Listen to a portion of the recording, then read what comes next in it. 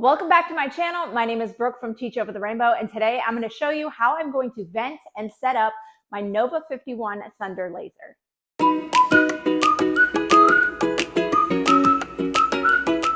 Before I get started, make sure you hit that subscribe button and tap that notification bell. If you like this video, go ahead and give it a thumbs up and share because all the engagement helps. Let's get started. My Thunder Nova 51 laser is 100 watts and the working bed size is 51 by 35 by 9, but the pass-through door allows for larger materials. This is a CO2 laser, so your engraving and cutting options are quite vast. For this particular laser, you're going to need a dedicated space of about 5.5 feet by 8.5 feet, as well as a 120 volt receptacle. The equipment that's included with the laser are the water chiller, the inline fan, the air assist compressor, 2 vent hoses, a toolbox, and a material kit. The items that did not come with the machine that I had to purchase were the 120 volt plug, an exterior vent, hose clamps, a reducer, vent tape, and a 6-inch vent hose. Because I have an R-panel metal building, the 8-inch vent didn't fit between the humps of the panels.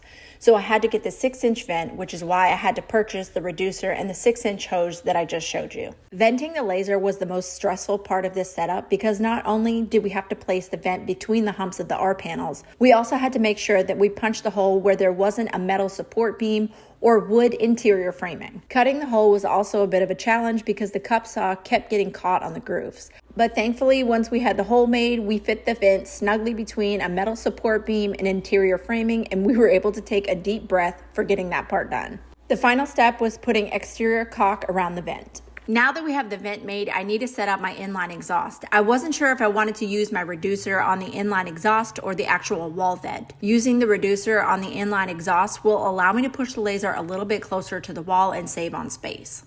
The first thing I had to do was attach the reducer to the inline exhaust with a clamp, and then I used vent tape to make sure no exhaust escaped. Then I attached the vent hose to the reducer with a clamp, and then again I used vent tape. I may have went a little heavy on the vent tape, but I wanted to make sure no fumes would escape. Then I attached the vent hose to the vent on the back wall and secured it with a clamp. After that, I attached the 8-inch vent hose to the back of the laser and then secured it with a clamp. Then I took the other end of the 8-inch vent hose and attached it to the other end of the inline exhaust and secured it with a clamp. Next, I moved on to the air assist. I attached the hose to the air assist and then to the back of the laser. On the opposite end of the back of the laser, I plugged in the inline exhaust, the air assist, and the main power cord. The final connections that need to be made are for the chiller. But before I can do that, I need to remove the foam that is around the CO2 tube. Now that those are removed, I can move on to attaching the chiller tubes to the laser. When attaching the tubes, make sure you're connecting the tubes with the matching colors, orange to orange, and then green to green.